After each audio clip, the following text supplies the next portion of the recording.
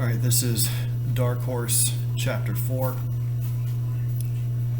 Eddie was munching on a ham and cheese on rye and watching the television in his motel room when the screen pictured the Utah National Committeeman, a florid man with a pronounced lisp, delivering the state's votes to Quinn, thus escorting Eddie past the majority mark and into the footnotes of history.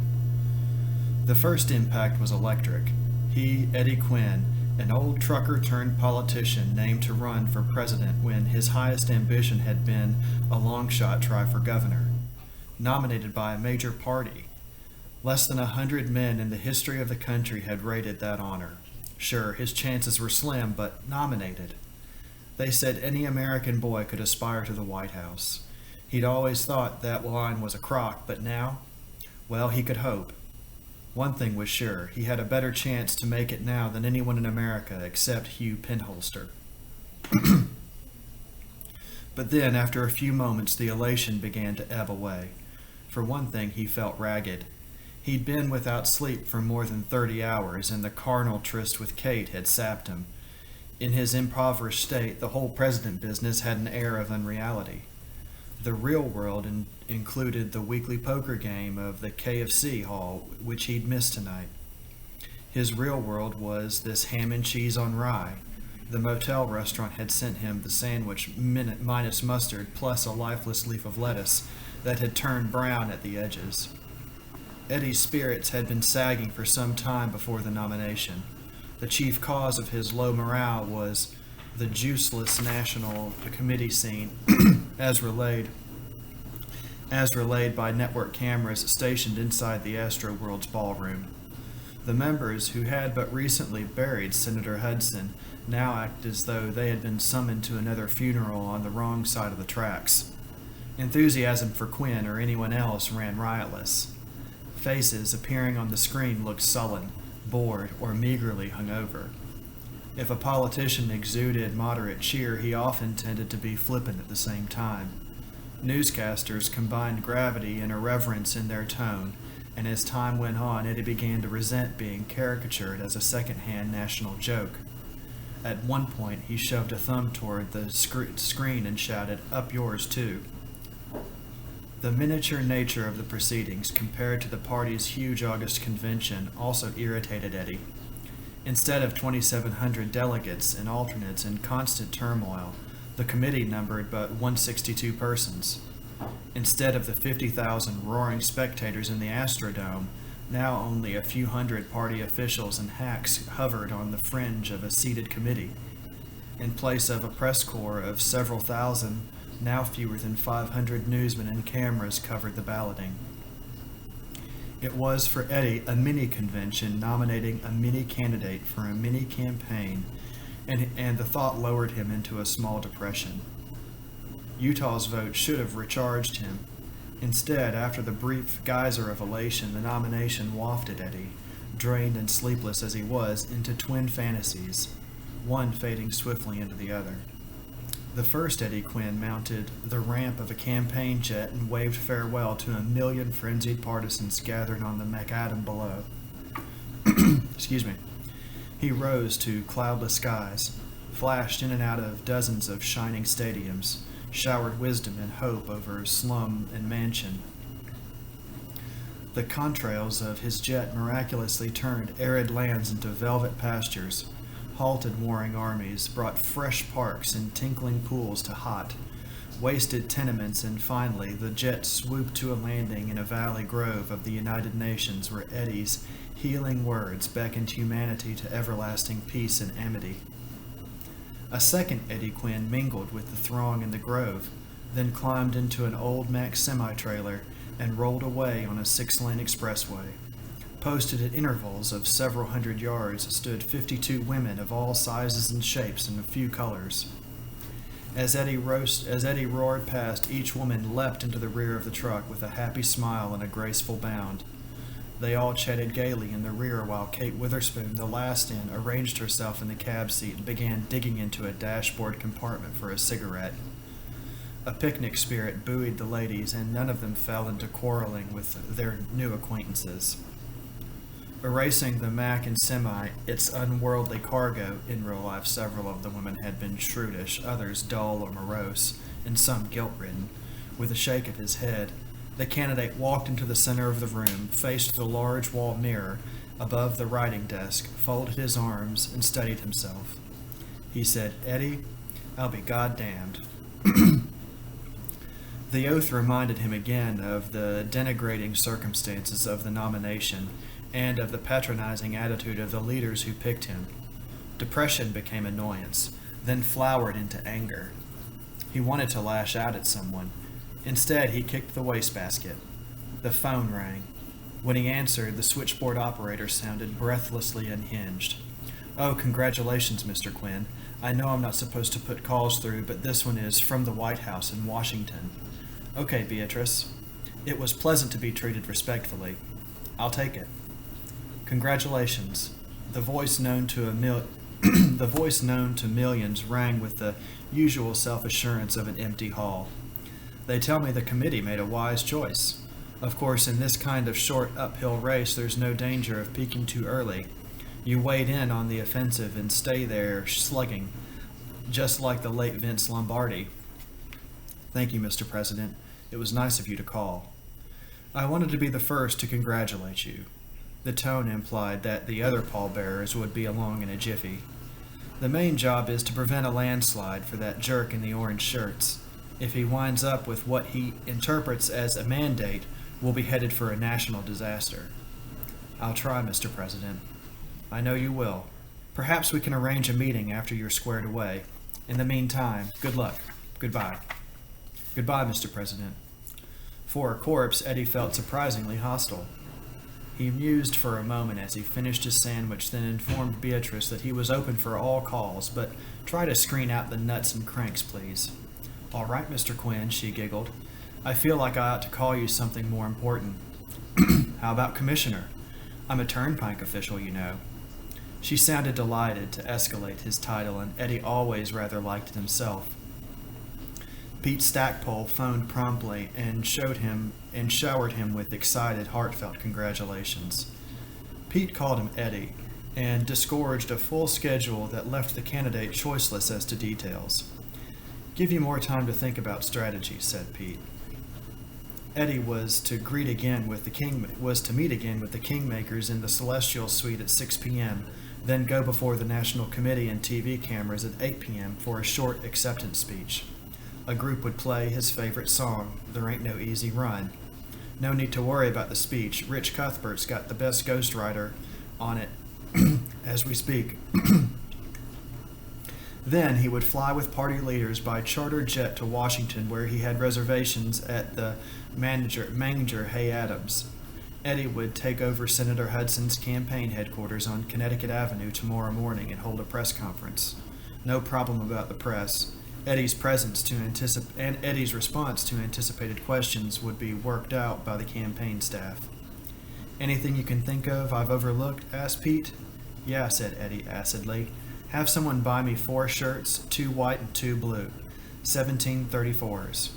"Right. Is something wrong, Eddie? You don't sound overjoyed."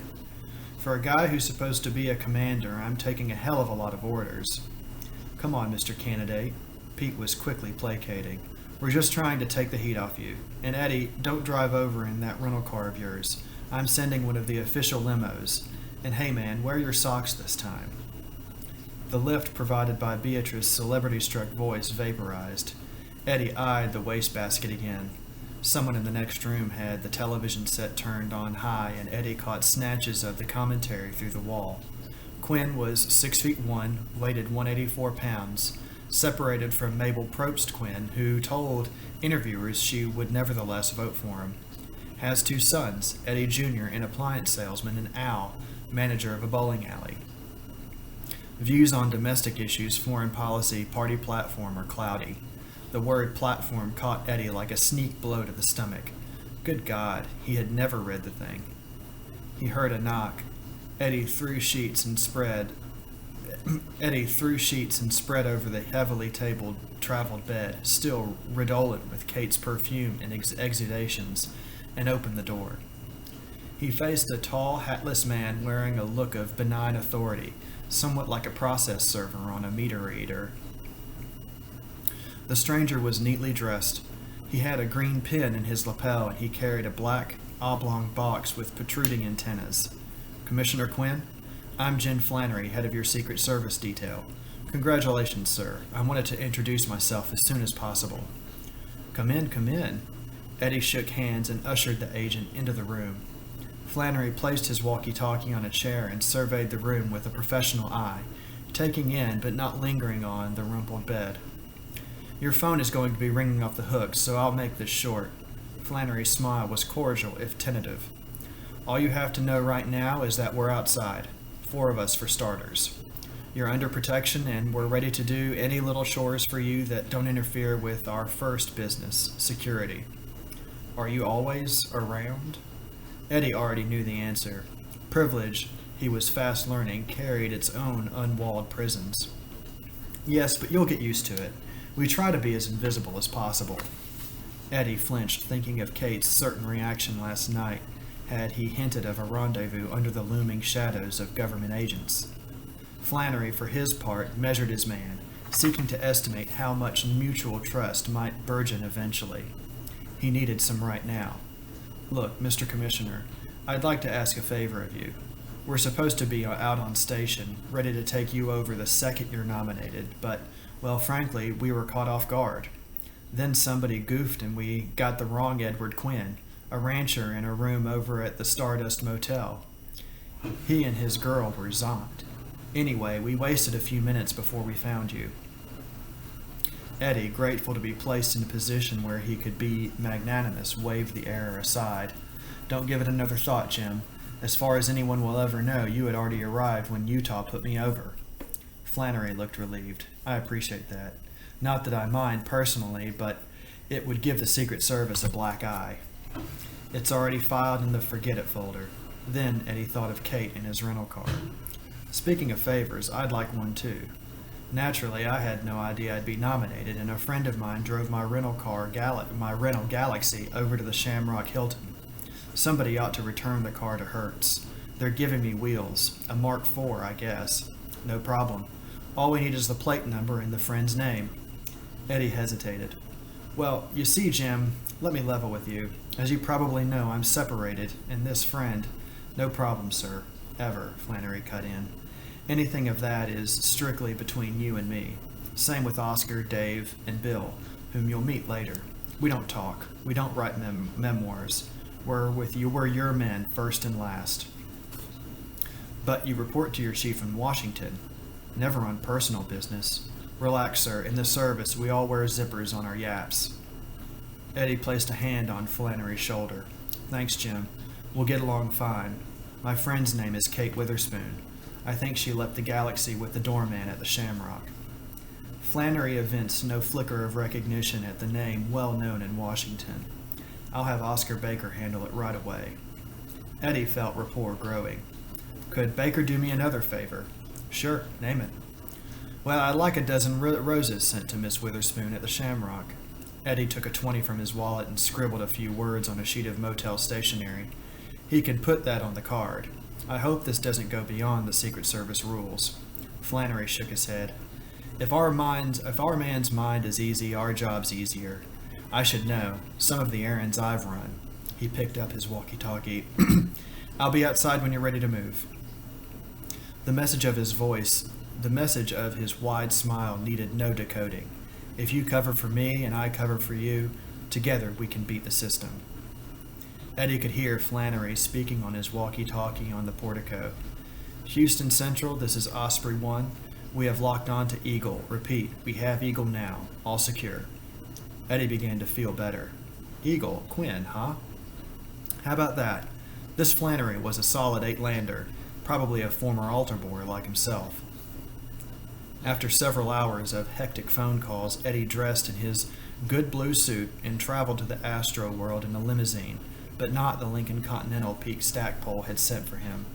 Instead, he rode in a bulletproof Electra 225, body reinforced with armor plate, custom built for the Secret Service, and, Eddie discovered through questioning, driven from Washington to serve as the party's new nominee, whoever it might be. Eddie sat in the rear, flanked by Flannery and Agent Oscar Baker. Two more Secret Service men, one of them the driver, occupied the front seat. A square of Houston motorcycle patrolmen boxed in the vehicle. Eddie, savoring this first taste of pomp and privilege, waved at gawking motorists. By the time the brigade halted beneath the hotel's canopy with the fine belching of motors and exhaust fumes, Eddie felt at home. Pete Stackpole greeted him in the lobby with a big hello in league with the agents and elbowed for a path for Eddie through the mass of curious spectators, many of whom treated the candidate as though he were a famous comedian whose smash routine always laid them in the aisles. Eddie's emotional thermometer dropped a degree. In the top floor celestial suite, the agents took up stations under the carriage lamps in the ornate corridor while Pete hustled Eddie into the same marble library where Eddie had spent 4 post-dawn hours. Eddie noted only a few differences in the opulent room with its 20-foot ceiling, black marble coffee table, scarlet sofas, and gilded cherubs romping with a gilded nude above the fireplace. The electric clock, apparently repaired, had stopped grunting. The men who clustered around him offering moist handshakes were freshly shaved and shirted, and Rich Cuthbert was missing. The newspaper publisher, it was explained, was busy overseeing his ghostwriter's work on the acceptance speech. Eddie's thermometer registered a further drop, and when Ted Witherspoon began to talk, Eddie felt shadows of his mini depression again. "So we all feel, Eddie," said Witherspoon in his ponderous way, "that there must be a team effort if we're going to pull this thing off with dignity and with profit to the party. Our main concern is the state and local tickets. If some miracle or fluke occurs and you get elected, fine. But our realistic job is to mount the same kind of wind-up campaign that will bring us House and Senate gains, plenty of governors, state legislators, and county courthouses. And for that, Edward, we need your cooperation." "I'll do my best." "Of course you will," said Senator Framingham. "We just want to make sure we all understand one another on what has to be done. Charlie, why don't you give Eddie the money picture?" "Yes," said Heron. "There's $1.8 million left in the campaign pot, Eddie, and so it would be foolish to expect any more contributions of any size, so we want the maximum return on our money." The banker favored Eddie with one of those careful, apologetic smiles that signal forthcoming denial of the mortgage application. "Now, as the vice presidential candidate, Governor Ewing is our seasoned campaigner, heading that congressional team that's touring the country. It just makes sense, speaking in dollar terms, to put our major investment in Ewing's team." Heron consulted the back of a golf scorecard. Eddie felt like an expired due bill. "I just jotted a few figures here. We can put you on several network shows and still leave $1.3 million for Governor Ewing's team and general staff expenses." Senator Framingham reached out and patted Eddie's knee. "Naturally, you'll get a great deal of free exposure, like your acceptance speech tonight and tomorrow's press conference. The networks will cover those as news." "Okay," Eddie said. "In a couple of shows I can put my ideas across. I don't believe in too much talk." "Good," said Heron, beamed. "Actually, we were thinking of slotting you for 5 or 6 minutes each show. The rest of the time is being assigned as a general party appeal with senators and governors taking part." "Oh." Eddie stared at the banker's topaz cufflinks and wondered how much they cost. "Well, I'd rather campaign by car anyway, getting out to the people, pressing the flesh, as Lyndon Johnson used to say." "Just what kind of campaign do you have in mind?" asked Governor Hotchkiss. Though his hands were folded placidly on his belly, he radiated suspicion. "I haven't had much time to think, but I'd like to cover the big electoral vote states. I'd go in by jet and then kind of bang around, hitting the shopping centers and highway strips." Silence fell. The thought of Eddie Quinn fitting about the countryside, pressing strange flesh and saying whatever popped into his mind obviously did not appeal to this group. Hotchkiss, gravely dubious, pursed his lips. Charlie Heron's expression bespoke overdrafts.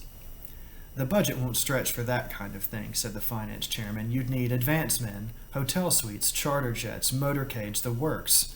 That costs big numbers, Eddie." We might give him 3 or 4 single-shot appearances, said Senator Framingham. Say to Chicago, New York, Detroit, Los Angeles.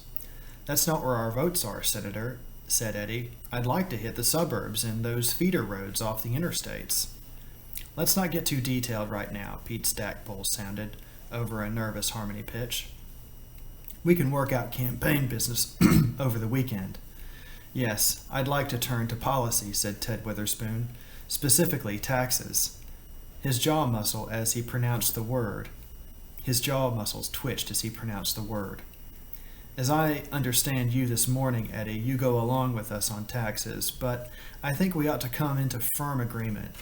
Penholster has made some sloppy promises about closing what he calls tax loopholes.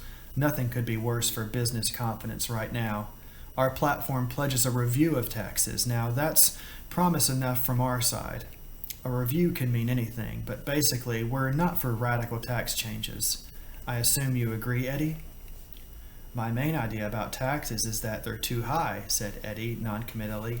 He wondered why Kate ever married this pompous little man. Good boy, said Witherspoon. I'm lending you our company's tax expert for the duration. He's brilliant, knows the whole field. I suggest, Eddie, that you check with my man Durbank before going into taxes. Thanks. Eddie got the message. A new security guard named Durbank would insulate candidate Quinn from contamination by those who would tamper with the oil depletion allowance, thus molesting the petroleum industry in the sleep of Ted Witherspoon. As the Kingmakers talked on, hurriedly seeking to cash the IOUs which they assumed Eddie had signed in return for the nomination, Eddie felt less like a candidate than an overdrawn bank account. Herron would lend an expert on the complex banking and insurance laws. Framingham offered a staff member from the Senate Finance Committee to advise on conglomerates and corporate bankruptcies. Shadowitz's specialist would warn against bureaucratic boll weevils disguised as public interest champions with the regulatory agencies. Eddie had pictured a presidential candidate as a man to whom power rushed as to a magnet. The candidate ordered, commanded, and dealt. Instead, it was Eddie who was being ordered, commanded, and dealt with. By the time they prepped to leave the grand ballroom and the acceptance speech, Eddie's depression had changed to prickly resentment. He decided he hadn't a friend in the room with the possible exception of Stackpole, and even Pete might have to be placed on probation. Rich Cuthbert arrived at the last minute and handed Eddie 3 typewritten messages. My writer tried to keep it in plain and simple, he said, as though such a goal magnified the task beyond comprehension. They're mimeographing it now for the press section. Eddie glanced at the first paragraph, spotted the words honor and gratitude and responsibility, and slipped the speech into his jacket pocket.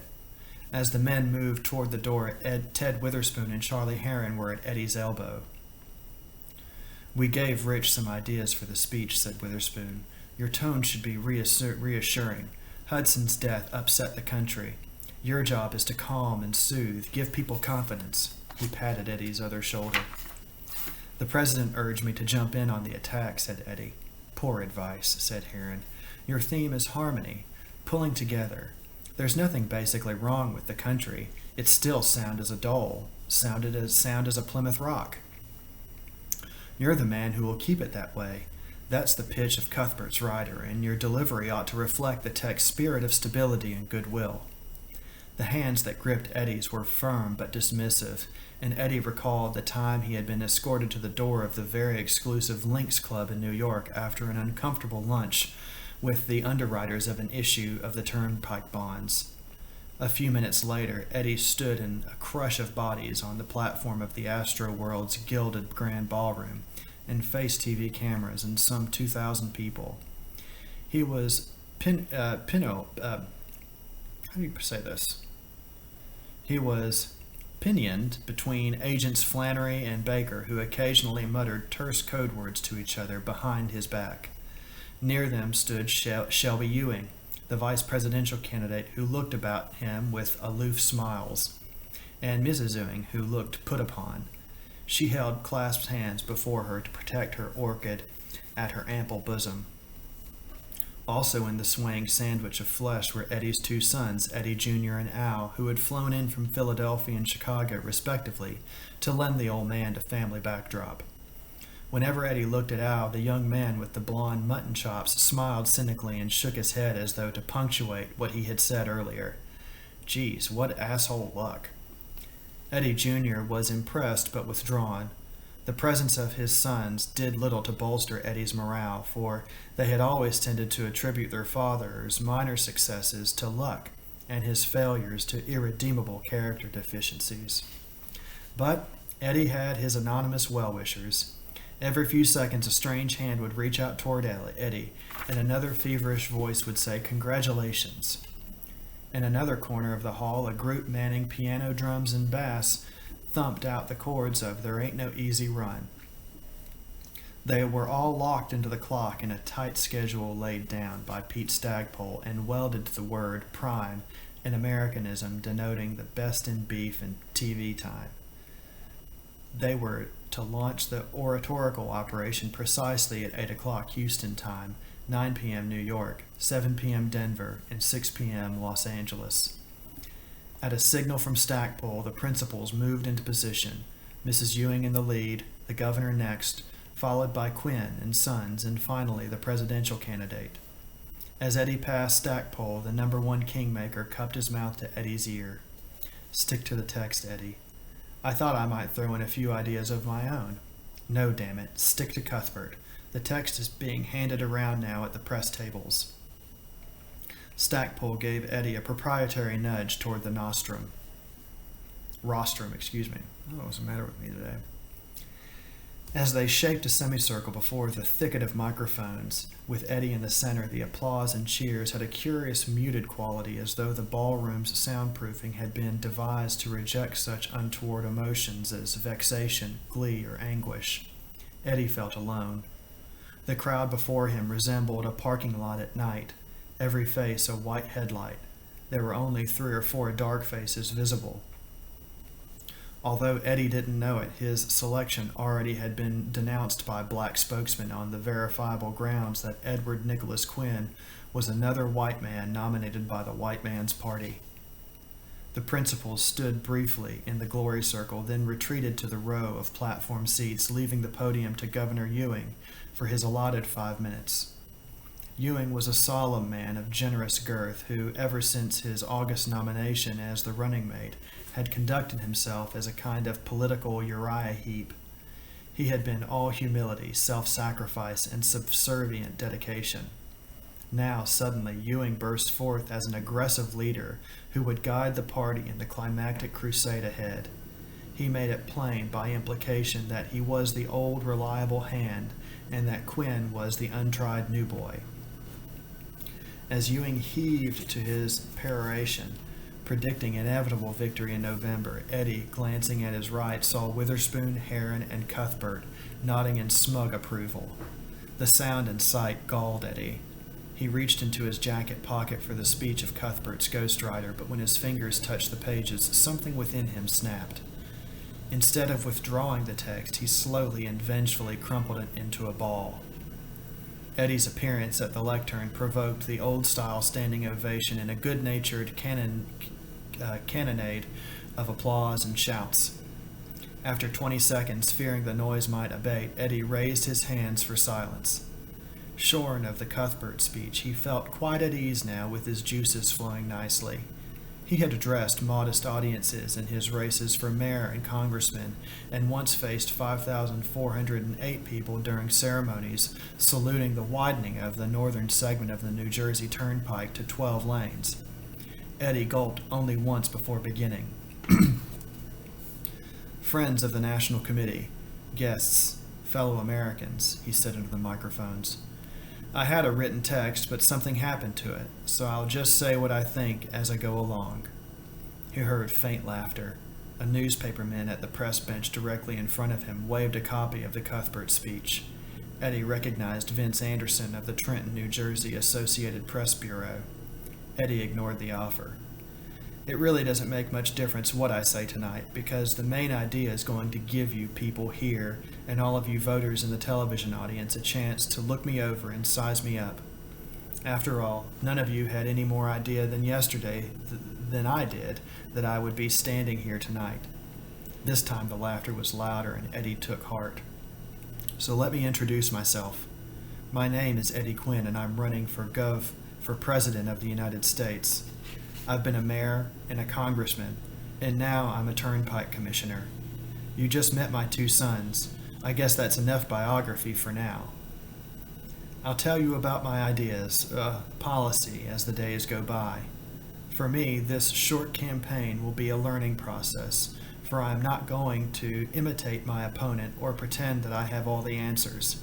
As a matter of fact, the trouble with this country right now is that for the last 30 years, too many half-baked answers have been served up in Washington. A sizable roar sprang up from the audience. Eddie, startled, gripped the lectern and stared in disbelief. The idea that a word from him could move 2,000 people had not occurred to him. Then he realized that 30 years included the last 8, the tenure of the party's own man in the White House, and that the party faithful, unwilling to boo the president directly, were proud of Eddie for opening this substitute escape hatch. Eddie raised his hands for silence. To his surprise, the cheering crowd stopped on cue. For the first time, he felt the adrenaline of power, a sensation not unlike that which galvanized him during the hours with Kate Witherspoon. I've been wondering, just like you, why this great national committee selected an unknown guy named Eddie Quinn. I think the reason is that this committee, like all of us, is tired of old managers, those rich, self-satisfied men who order us around from their executive suites, their fancy country clubs, their boxes at the horse show, their 50-acre estates, their big foundations, and their expensive elite universities. Now a hush descended on the hall as though another funeral cortege were about to pass down the aisle. This committee, said Eddie on a rising note, wants a return to the people. The weak applause, like hesitant raindrops, told Eddie that the party had not contemplated such a break with its heritage. This committee wants a president who comes from the people. This evoked a mild response, in volume more Episcopalian than evangelical. This committee wants a president who comes from the kind of people who love and respect the stars and stripes of the United States of America. Eddie thrust his right arm upward and outward, palm front, fingers spread in a gesture of aggressive leadership. The partisan functionaries, at last grasping the theme, filled the ballroom with reasonable thunder. Eddie smiled and let the mild storm run its course. That's my kind of people. Our ancestors came from the tenements, the villages, and the worn-out soil of the farms in Europe. My own great-grandparents came here from County Mayo in Ireland. On my mother's side, my grandparents came here as humble peasants from Poland. And if you don't think the wedding of my father and mother was a surprise, then you don't know how the Irish and the Poles operate. Having played this autobiographical footnote for laughs, Eddie was thrown off pace when none developed. His largely WASP audience, Eddie realized, were not attuned to the finer points of ethnic infighting. He retreated somewhat grimly to his all-American stance. All these people came for the better life promised by that torch held high on the Statue of Liberty. They worked hard, they played hard, and they fought hard. It was a rough going. They filled the unions and the factories, the police forces and the armies, the farms and the cities. We, their sons and daughters, bear such proud names as Quinn, Powanski, Schmidt, Palumbo, Corona, Damaskinos, and Mudasek. Let me tell you about this. We don't belong to exclusive country clubs. Our club is the corner bar or one along the highway strip. My hangout is a tavern in New Brunswick in my home state. I don't drink myself, but I'm there now and then with a ginger ale. When we travel, we don't hire expensive suites in the fancy hotels. You'll find us in nice, comfortable rooms in one of the cabin motels. We don't play squash or tennis, and seldom golf. We bowl. I bowl with Menheisen's Pontiac on Tuesday nights. We don't play word games or bridge. We play poker. I play in a $2 limit game every other Thursday night at the KFC Hall. Eddie, extemporizing as he went, decided that he had filled up enough evenings with unproductive pursuits. Besides, he usually devoted most of the remaining nights to women and did not consider that activity worthy of public comment. We don't drive Mercedes or Fiats or Ferraris or Triumphs or Porsches. We drive Firebirds and trailers and darts and second-hand campers and cutlasses and Plymouth wagons and tornadoes. I drive a 68 Impala with 140,000 miles on it. We think American-made cars are okay. We're proud of them, and we're proud of our highways, the finest in the world.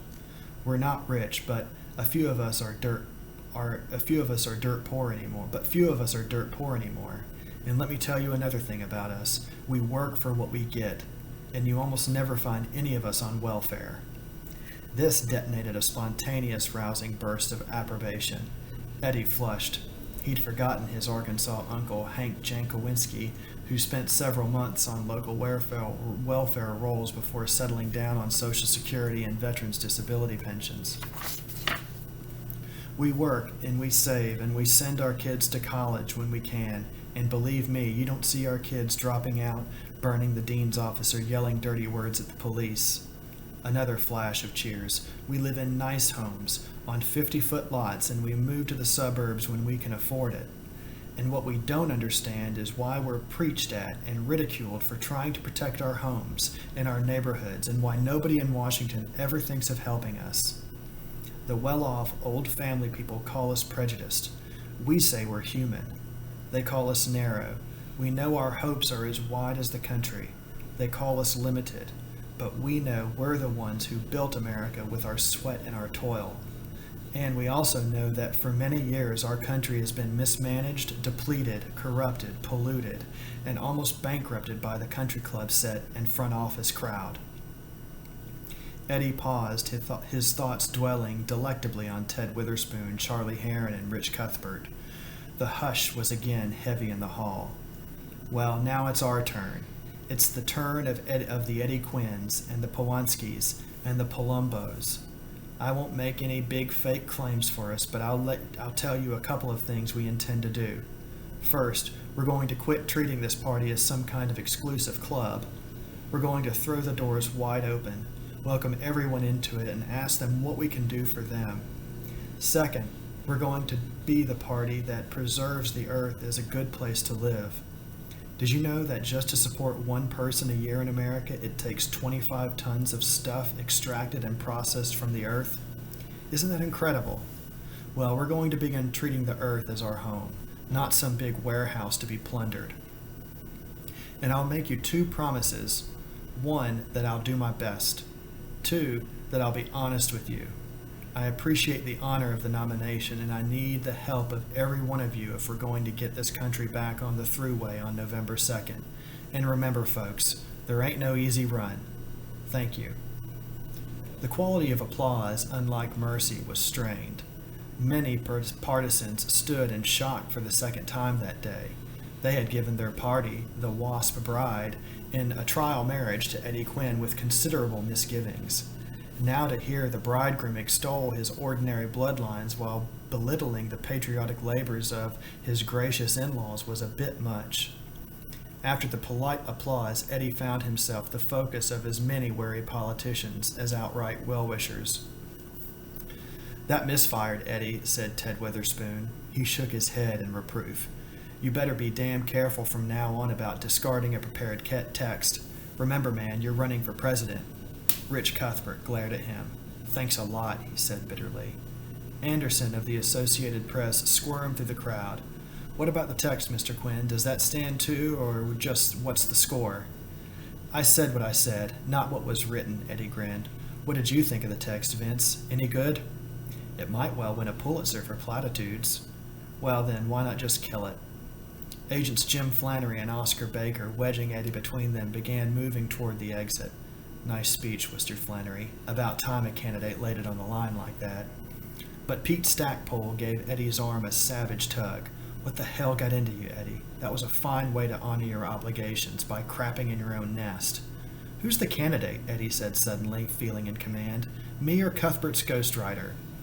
But to do a thing like that without warning us, all that jazz about executive suites and country clubs, just who the hell do you think it was who nominated you? A guy from Utah I never met. Very funny.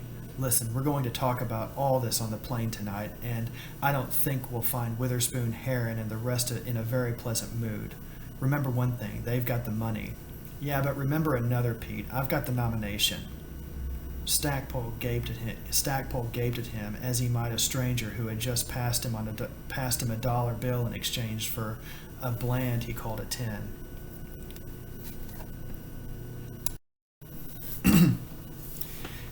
Eddie also left the great American public gaping that night.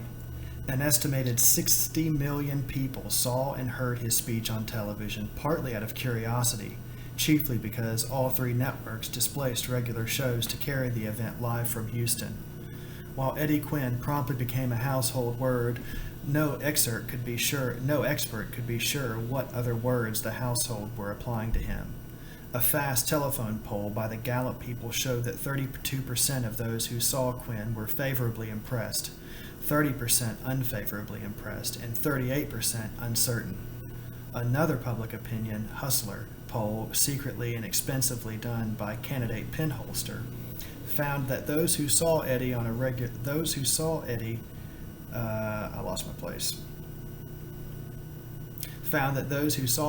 TV, 30% liked him, a figure close to Gallup's. But pollster Swenson went further and broke down his responses by age and sex. He found that 40% of the pro-Quinn viewers were voters between 18 and 25 years of age. By sex, 50% were women. Arnold Swenson, pondering that column of figures amassed by his battery of telephone interviewers, noted Eddie's strength among the two groups, youth and women, in which Penholster had consistently run far ahead of the late Senator Hudson. Before reporting his figures to Penholster, Swenson called his friend Don Pugh, who served as his betting blind with a Philadelphia bookie.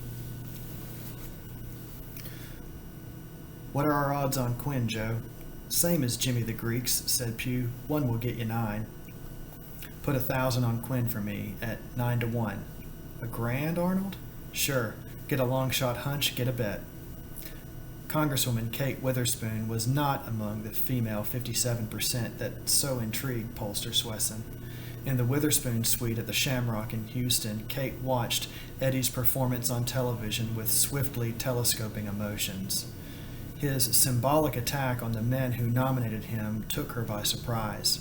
She found his pyrating of her ideas about ecology and widening the party both amusing and flattering. Why, he had almost parroted her words.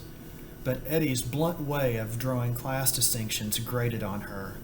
As a politician, she might admit the validity of Eddie's complaints, but as a woman who had recently shared his bed, she wondered if the gratuitous allusions to country clubs, golf, tennis, and bridge — Kate's life had once encompassed all four — might be coded personal zaps. It was almost as if Eddie had ticked off in denigration the very hills, dales, and crannies of her body that he had so recently worshipped or pretended to worship. The cathedral's remaining spire crumbled. In a mood of perplexed irritation, Kate took to the telephone, called Western Union, and dictated, "Edward N. Quinn, Candidates Party, Houston Intercontinental Airport. Your speech puzzling, biting hand that feeds you is strange game planned. Can't stand Johnny Cash. Kate." She had intended to accompany her husband on the charter flight bearing the new candidate to Washington. Now she called the hotel travel desk and booked a seat on a late commercial flight to the capital. 15 minutes later, when the roses arrived, Kate inspected the card for an American beauty, thought briefly of trying to halt the telegram, simmered in frustration, and finally broke the stems and let the flowers slide into the wastebasket. Technically, Americans do not vote for a presidential nominee, but for a slate of electors in every state. All over the country that night, electors pledged to the late Senator Hudson took careful measure of the party's new man, Eddie Quinn. Some liked what they saw, but many did not. In place of the sedate, prosaic, conservative Hudson, they found themselves bound to an unknown highway official who oddly attacked tennis, country clubs, and executive suites. On the other hand, in Salt Lake City, a pinholster elector named Ezekiel Thornquist would have wired congratulations to Eddie were it not for his party and electoral ties. Eddie had named the very symbols of affluence and class that had long annoyed the hard-pressed Thornquist. And as it went with the official electors, so did it go with the voters. But with one short speech, Eddie had thrown traditional alignments out of kilter. A few people decided on direct action. In her ground floor apartment on Juniper Street in Atlanta, Margot Hicks, the black social worker, saw Eddie Quinn fade from her television screen, then listened to a commentator describing the candidate's schedule, including the flight to Washington. Eddie's crack about people on welfare galled her, another one of those demagogic slurs by a white politician. Still, there was something about candidate Quinn that fascinated her, even as Eddie had the week 5 years ago. What was it? A way of leveling? An openness? A habit of half closing his eyes as though sharing an intimate joke with each person in all his audience? A boyish, receptive quality. Margot wasn't sure. All she knew was that she felt she could talk straight to this Eddie Quinn just as she had with the one some years ago. For a long time, Margot had been obsessed with an idea. Maybe Eddie. On a sudden hunch, Margot Hicks picked up the phone and booked herself an early morning flight to Washington. Somehow she would get in to see this new, offbeat nominee for president.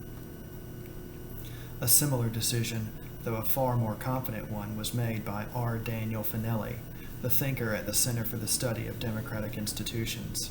Eddie's college roommate was at home now in Santa Barbara, California, sipping his first pre-dinner gin and tonic and musing over the spectacle in Houston. R. Dan had cooled down since his outburst at the time of the afternoon nomination, and he listened attentively to Eddie's acceptance speech. He grasped every nuance, and he sensed the uncalculated nature of his old friend's rebellion against the class of men who manipulated the nomination for him. In many ways, Eddie's speech was but an extension of ideas they swapped during Seton Hall bowl sessions. R. Dan recalled his last talk with Eddie a year ago during a trip east. Eddie was no meathead. No, Eddie was a reasonable guy, more flexible than most, but it had never occurred to that meathead that he could use his brain for something more taxing than highway plans and minor state politics.